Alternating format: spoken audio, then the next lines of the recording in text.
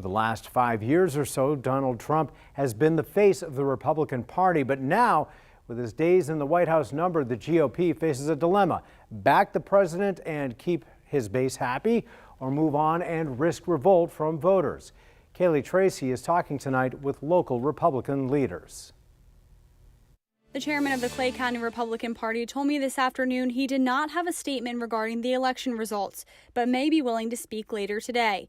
I reached out again and have not yet heard back. I also called, emailed, and messaged the St. Johns County Republican Party and haven't heard back yet. The Republican Party of Duval County issued a statement saying the Republican Party of Duval County echoes the statement of the Republican National Committee chairwoman. That statement read in part, quote, "The media doesn't decide who wins elections, voters do. In multiple states, the margins are razor thin with counting ongoing, several of which are headed for recounts. We need time to let the canvassing and certification process take place along with any investigations or irregularities or fraud play out. Candidates have 2 days to request a recount after results are certified. In Georgia, that certification has to be done by November 17th. A recount will only be done if the margin between the candidates is less than 1/2 of 1% of the total votes cast for that office."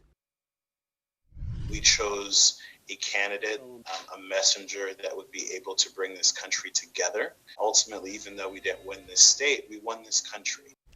The head of Duval County's Democratic Party said the coronavirus, the recession, and the unemployment maze all played a role in delivering the win for Biden.